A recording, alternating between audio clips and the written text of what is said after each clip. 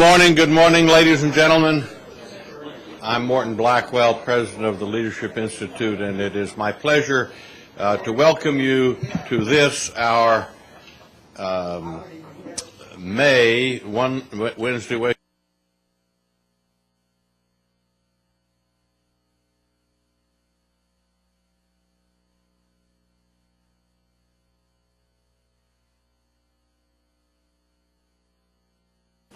column by a very interesting columnist about a very interesting current topic today. The column is in the Washington Times by John Leo, and the topic that he's talking about is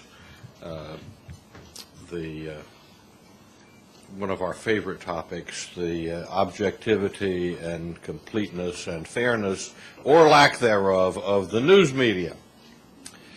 And particularly, he starts off with what's probably the most current and appropriate thing for me to start off with this morning. John Leo's column says, John Bolton stands accused of non-sexual harassment, that is rudeness or crudeness in plain English, by a woman named Melody Townsell. And she says Mr. Bolton, who is President Bush's nominee as U.S. Ambassador to the United Nations, quote, chased her through the halls of a Moscow hotel, close quote, a decade ago when she worked as a subcontractor for the U.S. government. Leo continues, does it matter that Ms. Townsell is a liberal Democrat of the Dallas chapter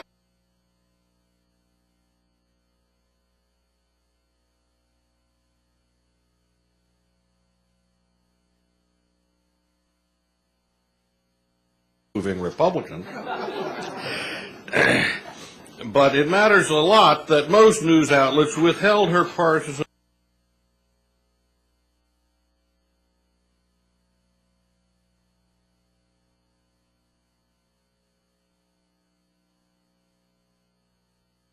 remarkable, and it's not uncommon for this sort of thing to happen. As we have mentioned before from this platform, 70% of the American people do not read a daily newspaper, meaning that they get all their news from broadcast media.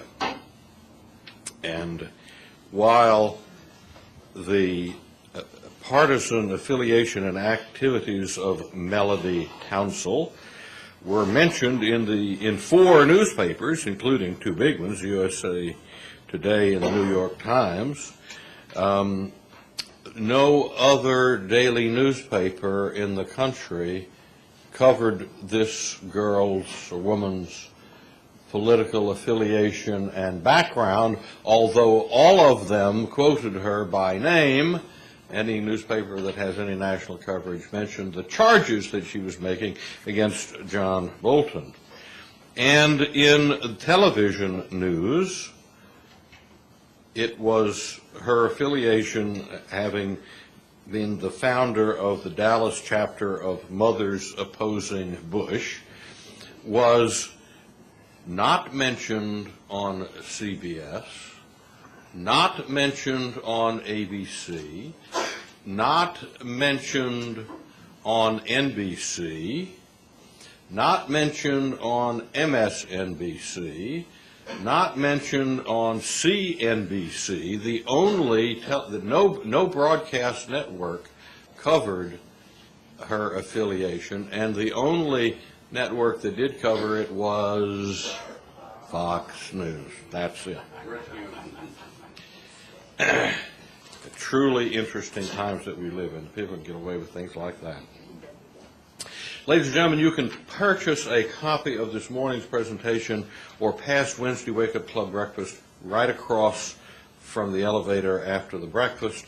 The Center for Print and Broadcast Media will mail you as many of those tapes as you'd like at $15 apiece.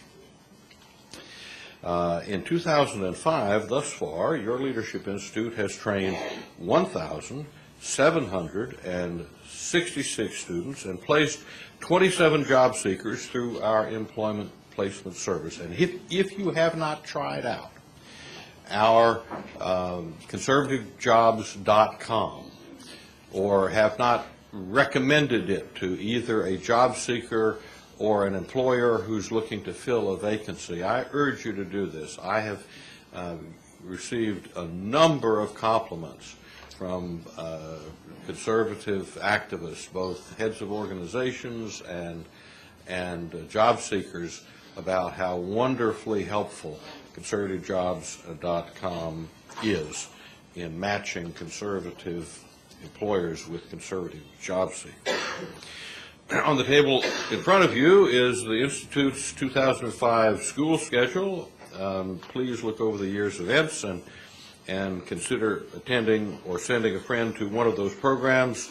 We add new programs all the time. This is not by any means a complete statement of our programs, so keep in contact with us about schools that are of particular interest to you.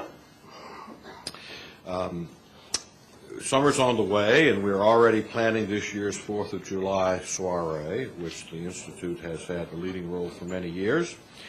Ask that you plan to join us for that event. It will be this year, as it was last year, at Bull Run Park in Centerville on Monday, July 4th, and we'll have more information about that next month. And now I present to you Denise Chaikin. She will offer an invocation and lead us in the Pledge of Allegiance. And our media.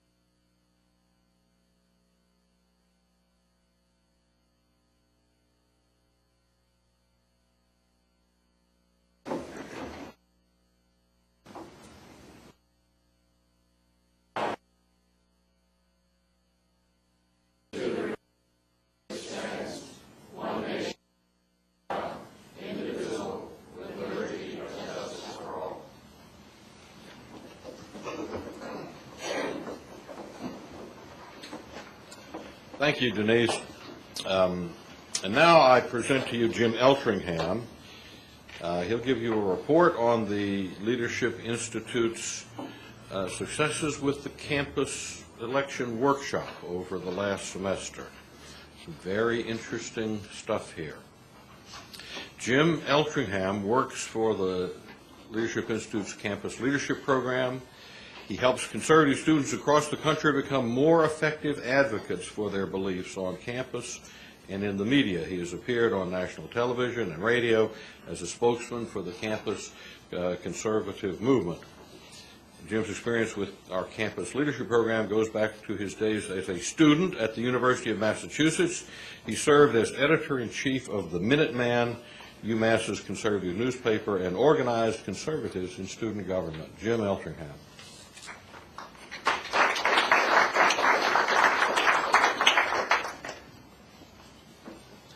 Thanks, Morton, and good morning, everyone. And interestingly enough, Morton mentioned that I kind of got my start in the conservative movement at the University of Massachusetts.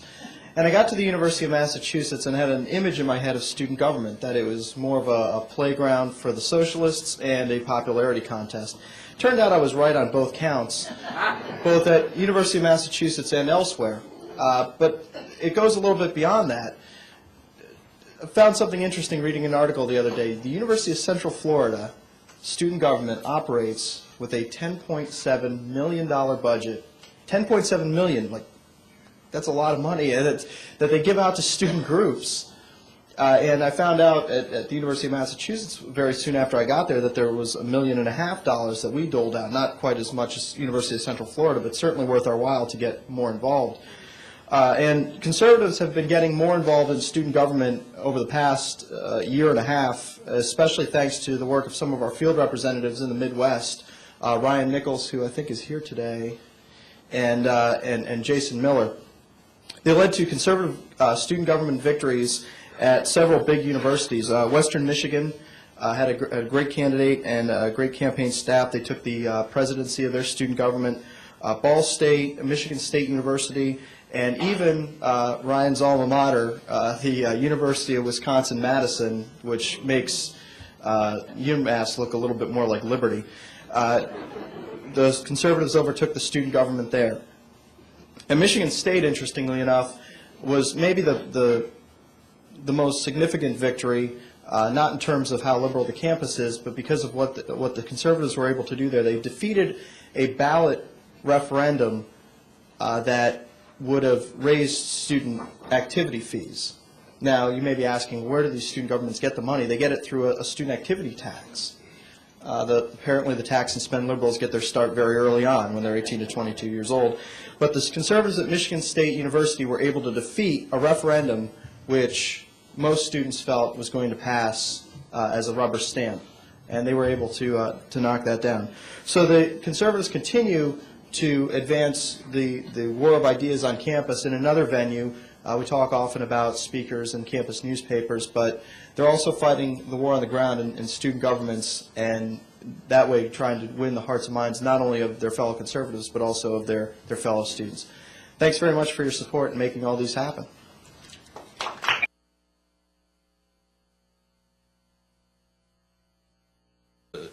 Big campuses in the Midwest, and there's stuff going on all around the country. Now, to introduce our speaker, I'm going to present to you Jim Cromwell. Jim served as Chief of Staff for members of Congress for 17 years. He was Chief of Staff for Bob Michael, Jack Kemp, and Don Ritter. After 4 years with Jack Kemp, he was appointed by President Gerald Ford as liaison officer to manage the enactment of the Highway Act of 1975, and subsequently Jim was named by Edward Seaga, Prime Minister of Jamaica, as his chief lobbyist for the enactment of President Reagan's Caribbean Basin Initiative. Jim retired from the Hill in 1989 and served as a research associate for the Stanley Foundation. At one point, Jim, whom I knew, came through and asked me for assistance in finding a job. He had been retired. He was making good retirement pay. I mean, it's not fancy, but it ain't bad. Congressional retirement pay. And he says, I just can't stop. He says, I want to do some stuff. I want to get out, and can you suggest some place I might go? And I said, well, Jim, let me think about this. And I looked up and down that resume, and I said, you know, you've had a lot of work in personnel, having been Chief of Staff for so long to such prominent people, and you know everything there is to know about Capitol Hill and almost everything there is to know about the rest of how Washington, D.C. works. How about you coming and working in our employment placement service? And he did. And he did. Come introduce our speaker.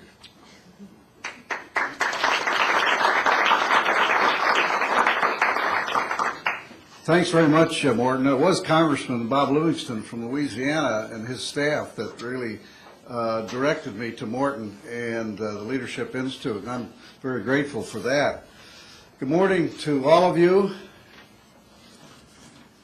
Webster defines an economist as a specialist in the science that deals with the production, distribution, and consumption of wealth and with the various related problems of labor, finance, and taxation.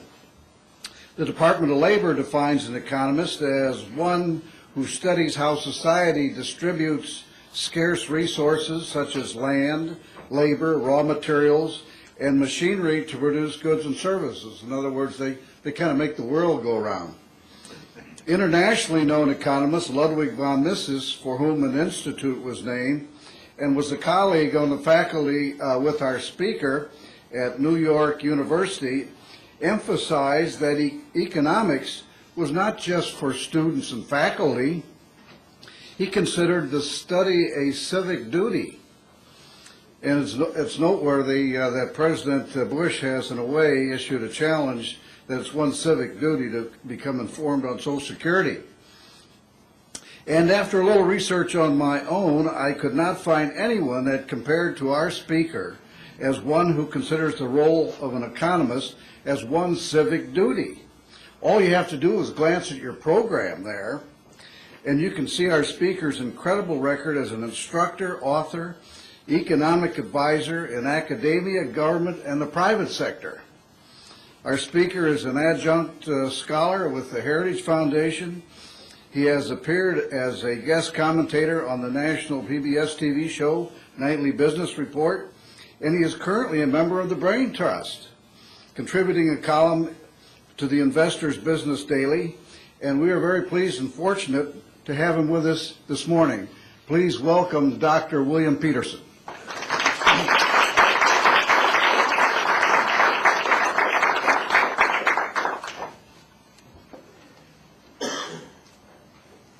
I come well prepared. First, let me thank you all for coming, as I identify you as Leadership Institute leaders, young and old. Delighted you're here. But I start with the Washington Post for this morning, because I think it has two interesting stories that betray my prejudices. The first is giant to cut up to 500 jobs, close local plants. I should remind you that Giant is a heavily unionized firm, and I would argue that an important factor in this great decision was to partly get out from under this heavy pressure of unions. And by that token, I have to acknowledge a great guest who came here this morning with a tremendous history in the U.S. labor movement and bucking it quite a bit, Reed Lawson. Honored you came, more power to you. By the way, my wife, who unfortunately was invited here, well, fortunately she was, but she can't make it. But she worked as a Washington liaison person, representative for General Motors. The translation of that is that she was a lobbyist, which I'm sure you figured out. In any event, when you buy a GM car, I understand that the cost of just the health care input on the part of General Motors for that Chevrolet or whatever you're buying, hopefully most of you are going to buy a Cadillac, comes off at around $6,000. In fact, you're probably paying more for GM's health care bill than you are for the steel that's in that car. That is something. Now, the other article that betrays me as a radical, but I don't think I am. But anyway, this says marijuana becomes focus of drug war. And the fine print says that about 10 years ago we had 1.1 million prisoners in for drug violations, but it's since climbed up to 1.5 million. After Prohibition, and I lived through it, I remember the headlines. You think we would learn that you can't do this kind of thing without enormous repercussions. If there's a mathematician here who can multiply 1.5 million prisoners in for drug offenses right now by, I would estimate, 35,000 per person to house, clothe, give medical care and whatnot, and protection to us and to the prisoners. You get quite a sum, 1.5 million against 35,000. You're talking of billions and billions of dollars. And that's really something. Well, to come to the heart of my talk, I'd like to not only welcome you, but let me supply a definition, at least a Greek derivation of the word with which we deal every day and which my remarks are fraught with, namely politics. The Greek derivation of that is pretty interesting. Poly means many, and ticks means blood-sucking parasites. Now, my text this morning is really drawn from a great Republican by the name of Ronald Reagan. And I suppose he was talking about for the most part, but he said at one point, and I'm sure you'll recognize this, that government is not the solution, but the problem. And my mentor, whom you heard about, the great Ludwig von Mises, argued that a large part of the solution to government lies in the market. He said, as I recall, on issues of government there is no third solution. It's either the market or the government. And our government has heavily gone into such things as Social Security, Medicare, Medicaid, affirmative action, and the rest of it, that has gotten into what, well, to go back to Morton Blackwell when he said that we live in very interesting times. A lovely Chinese expression, may we live in interesting times, well, we have. Well, my theme is really drawn from the State of the Union address of February, in which President Bush argued the case for spreading democracy around the world. In my citation from Google, he used the word democracy 33 times, the word freedom 20 times, and the word liberty 7 times. I'm sure you got the message. Democracy equates with freedom. And I'm asking, does it really?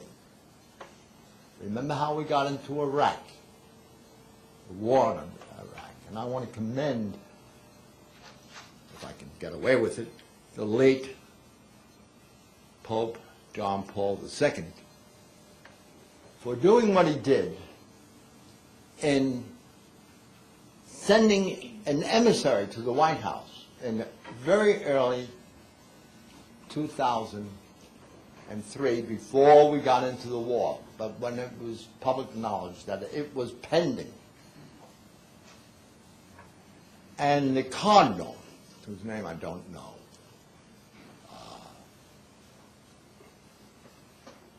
after making his presentation with the president, was escorted to the front door, and it's a negative. Apparently, it was already decided that we would go into the war, and if we read the rest of the post on what's happening in Iraq, I think it's fair to say that the Pope was right. And the President, well, you can supply the word yourself. In any event, I think when I hear so much about democracy and freedom, I recall how Woodrow Wilson himself had a great slogan, I don't agree with it, make the world safe for democracy. Maybe I do agree with it, but not in a warfare sense. Anyway, I thought it might be good history for us to listen to some historical people like Benjamin Disraeli. Disraeli, then a young novelist, thinker, and backbench Tory member of Parliament,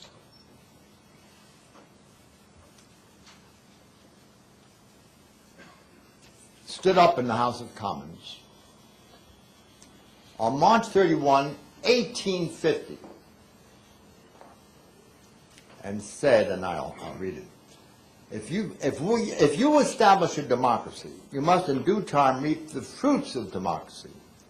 You will, in due season, have great impatience of the public burdens, combined in due season with great increase of public expenditure.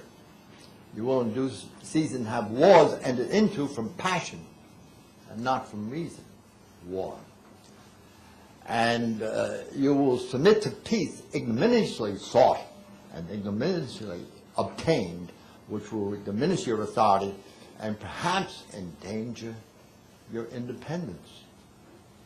That's almost a recitation of the world we're living in right now in 2005. But Leadership Institute leaders, not long after, the London Times, on February 7th, 1852, wrote about politics. And it was very contentious. It said, London Times, imagine reading this in the New York Times today. Concealment, I'm quoting, concealment, evasion, fascist combinations, the surrender of convictions to party objects, and the systematic pursuit of expediency are things of daily occurrence among men of the highest character once embarked on the contentions of political life. They can say, well, that was in 1852. William Peterson, we're in 2005. But this penetrating editorial in the London Times, which you'll never see in the New York Times or even the Washington Post, but you never know, is really true in ancient Athens, ancient Rome, and the District of Columbia today. That is enormous, penetrating editorial. Now, it could be that you could say that's history, but it's even more direct than that. You have to see how America's founders themselves suspected political democracy as not a pretty thing. James Madison, who spoke for his peers in the Federalist Papers of 1787, saw such democracies as, and I quote, spectacles of turbulence and contention. That word came up, as I recall, in the London Times. have ever been found incompatible with personal security or the rights of property, and have, in general, been as short in their lives as they have been violent in their death. Now that's James Madison. And that's why you'll see no mention in the Declaration of Independence, or the Bill of Rights, or the U.S. Constitution at all of democracy. It's not there. In other words, these founders feared democracy. They just told you that in Federalist Papers, number 10. And it's interesting to see that they really meant what they said, because the first 5 words of the First Amendment says, Congress shall pass no law. That is, if you had all 435 representatives today and 100 senators, and it went to the desk of the president, he couldn't sign it, because any bill that went through this thing, at least in spirit, would not get through. Indeed, the whole Constitution, when you figure it out, is timed with what they call checks and balances to prevent the government from getting out of hand, which I submit it has in spades today. For example, there's the principle of federalism, which lost out heavily in the Civil War. Or the exact preclusion of an income tax in the language, I think in Article 8, but you can look it up, that the only direct tax on a person's head would be a head tax. It had to be proportional to a census, which was to be taken every 10 years. They meant business. Unfortunately, in 1913, as you know, 1913, the 16th Amendment was passed, and in came the income tax. That was quite a year. I don't have time to go into it, but enough to say that it was really something. So what I like to do in the balance of my remarks is to compare and contrast two democracies, political democracy with this other democracy described beautifully by my mentor, Ludwig von Mises. How am I doing time-wise? 5? 5. 5. All right. In any event, time permitting, I'd like to compare these two remarkable democracies. One is political democracy, and it's centralized and coerced. In other words, you must do what the majority says. Let's assume there were only 3 people, A, B, and C.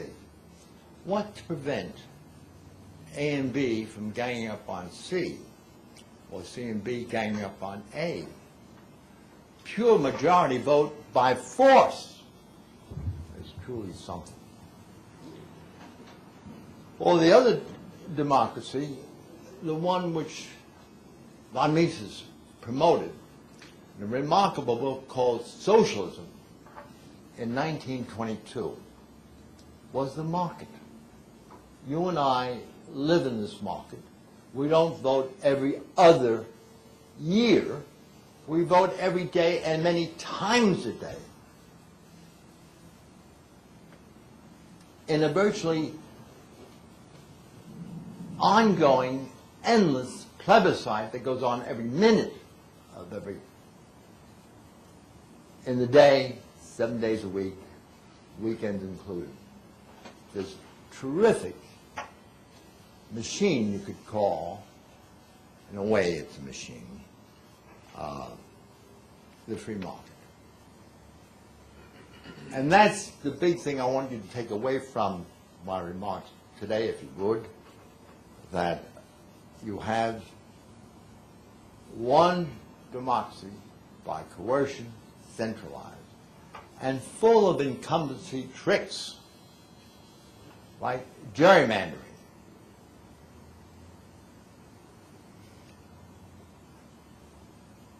Like grants and aid to states and localities, which I looked up, consulted the White House Council of Economic Advisors, and to annualize this amount, it's $361 billion in grants and aid for states and localities, with lots of strings attached. That's a big chunk, of money, and it's not free. Indeed, the more I think about it, there is something in, while we must have government, while Thomas Paine is right that it is a necessary evil, as he wrote in Common Sense in 1776. Note that he said necessary, and I believe it is necessary. We can't escape from it. It has an important role to play in upholding private property rights and suppressing or providing protection from outsiders and insiders who are predatory in being. So one democracy is public, the other is private. One is socialist at base, and it funds failing programs and public schools.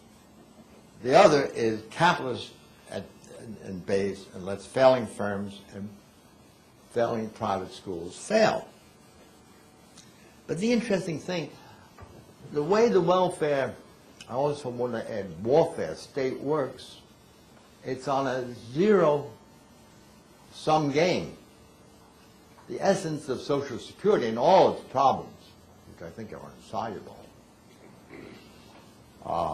is to take from A to give to B. Boldly to take from the haves, if you listen to the Democrats, and give it to the have-nots. But the other one is not zero-sum, it's a positive-sum game. In other words, in the private sector, General Motors and Giant, who I mentioned, predicate their actions on serving the sovereign consumer. That's an idea from von Mises. In other words, the real democracy in my book is not what, with all due respect, the President's talking about, and not making great friends of the U.S. around the world, I might add. That's another story. But our poll ratings in Europe, for example, are not very strong. Partly because I think there's a chip on our shoulder, so to speak, and it gets us into trouble.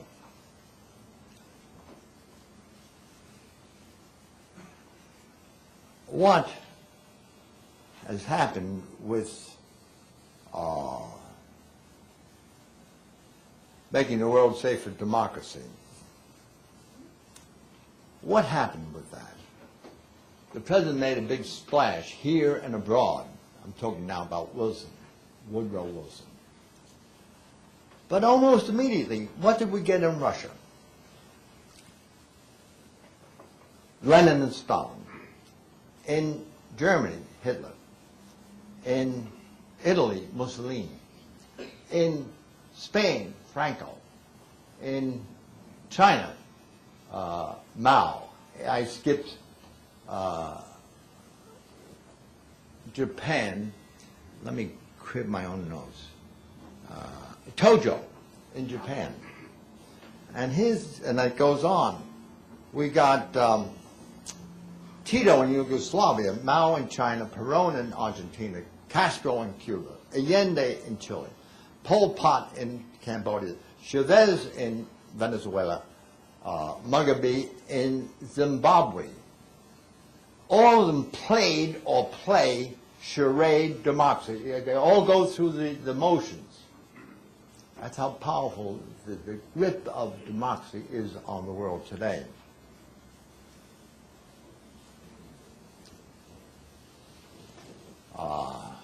A dubious record. Where is peace? Although I was told the mission was accomplished in Iraq today. Look at the other headlines in the Post or the Times, or Washington Times, for which I write. But that's another story.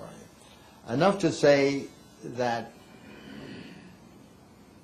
the way to go, I think, is to have democracy, but limited democracy, to go back to the Constitution. Our founding fathers had it right. We can and would succeed, and for a long time did succeed with the Constitution as written and so on. Read the 9th Amendment or the 10th Amendment to see how the founding fathers regarded the state as a great danger, as I tried to say. But along comes von Mises, and he says, if I have it, no, Mises and Smith, and I'll sit down or hear your questions.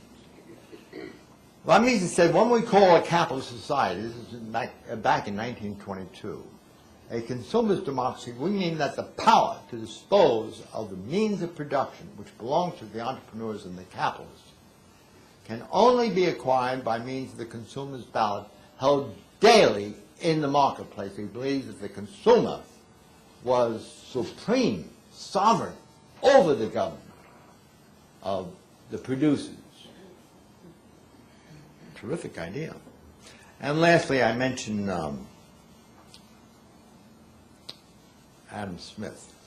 I think our beloved president is wearing an Adam Smith tie. Adam Smith wrote a remarkable book, as you know, called The Wealth of Nations. And he believed that self-interest, which he described as an invisible hand, imagine that, can rule the producers, bring them to their knees, if need be. Maybe Giant is going this way, I doubt it, but it's certainly not prospering under the heavy unionization. But I'll add one more point, and that is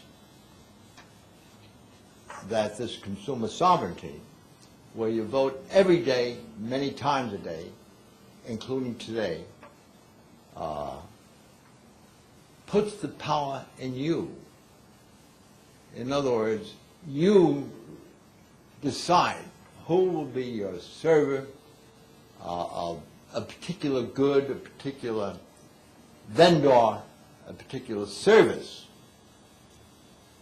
And that's why I'm all for in trying to get out from under our problem. Zero of Medicare. It's very important that we give the idea of patient directorship, or that authority to have a personal savings health account, ditto in Social Security with an individual retirement account, as a road back to the Founding Fathers model. I think I overstayed my welcome. I invite your comments and questions.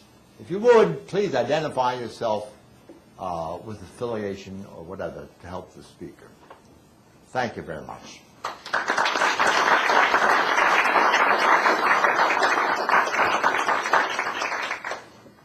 There's a question over there. Sir. My name's Dave Potts, and I'm unaffiliated except for my wife. Lovely affiliation. Two questions. Please. Number one, tell me where your model has ever worked. And number two, tell me if you believe this is the way the United States should truly go, what we need to do to turn it around. Good question. I'm sorry I didn't make myself entirely clear, but that is the direction I would like the country to go. To conserve liberty is the way to go. And what was the first part of your question? Tell me a place where your model has ever worked. Well, I think it does work in many, many places. Tell me a practical matter. I don't want Switzerland. theoretical. Switzerland is a pretty good example. Hong Kong, Singapore. If you go back down the Heritage Foundation, Wall Street Journal lists, you'll see 10 great countries, none of which include the U.S. We are number 12. Yes, Would you like to live in Singapore? I wouldn't mind. It's if you tell me there are imperfections, there are. If there are imperfections in what von Mises is talking about, namely the free market, there are. We've read about people like Ken Lay and Bernie Evers, and it's not a perfect system. There are ne'er-do-wells among businessmen as well as every other profession you can think of. Another question or comment?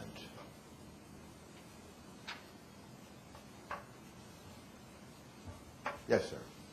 Alan Brown, I'm not affiliated with anyone either. I'm concerned about property rights. It seems to me You should be. that in this country, we're losing our property rights, and we aren't defended. I couldn't agree with you more, and therefore, one of the things I would want in tax reform, ideally, the dream, is repeal the 16th Amendment. It's poison. You're subject to a tax on income from any source. And without income, you're dead. And in other words, as I think it was Chief Justice, help me if I'm wrong, John Marshall, who argued back in the 1820s, the power to tax involves the power to destroy. If you read into those lines, we stop at 35%, and that's, to the President's credit, was 39.9%. He got it down a good niche.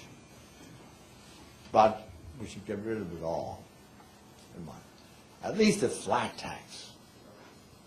Why should we punish the most productive people in our midst? In other words, we progressively raise the rate to punish the rich for doing the job of serving society. I would argue the more profit you make, the more you're serving society. And that's to the good, not the bad. But the tax is the power to destroy. And the Founding Fathers knew it, as I told you, please. They wrote out this situation. Yes, sir. My name's Steve Allen, and I'm unaffiliated. How do you distinguish between freedom and democracy and the need to be liberated vis-a-vis Germany, World War II, the fall of the wall, Reagan versus communist bloc, and the despots and dictators such as we just took care of in Iraq. How do you distinguish your discussion the difference between freedom and democracy versus the need for liberation? Good question. I'm not sure I caught it all. You had competition. I'm sure you're aware of it. But the point is, and I have said it when I was arguing, that the welfare, even warfare state, is a zero-sum game. It's almost a negative-sum game. Whereas in the private sector, in the marketplace, you have this positive-sum game. Again, it is not from the benevolence of the butcher, the brewer, or the baker that we expect our dinner, but from their regard to their own interest. In other words, the consumer is in charge. He runs the show. That's an amazing thing, and freely. But under the other democracy, coercive political democracy, and remember, I'm for it, but in a limited founding fathers sense. It's coercive and it's zero sum. What I would like to remove from our midst is welfare. It is, I think, poison. Ditto warfare. And the history of the 20th century is terrible in terms of warfare. It goes on and on and on, as your headlines will tell you this morning. Yes, sir. But was such liberating events that occurred in the 20th century, were they not necessary? What liberating events? Please. Pardon? What liberating events? Europe from the Nazis, the Soviet Union, fall of the Soviet Union, was that not a good thing? Reagan It was a very good thing. And Reagan did it without firing a single shot. In other words, he won the Cold War. by buildup of the warfare potential, but not... Correct. I believe in the armed forces. We need them for protection from without. We have other problems within, and they are enormous. Remember, 1.5 million Americans right now are in prison for taking, for the most part, marijuana. The whole, having gone through, as I said earlier, Prohibition, I remember how awful it was as a young kid reading about Legs Diamond and Lucky Luciano. Headline after headline back in the 30s and in the late 20s when I began to read and think. And we lost. The 18th Amendment was repealed, believe it or not, by the 21st Amendment. We got rid of prohibition of alcohol. But now we're down to marijuana and other things, and I don't think if it was wrong then, and everybody concedes it was wrong, it's wrong now. Was it not Steve, necessary? yes. Was it not necessary to liberate Europe from the Nazis? Under the circumstances, I think it was necessary. But I would disagree how we got there in the first place. Remember, Hitler is a creature of the war itself. In other words, I would think Wilson made a tremendous mistake in getting into the war. He thought it would be cheap. It wasn't cheap. We were about 1,600 dead in Iraq. We lost 127,000 casualties in World War I. That's a lot of people.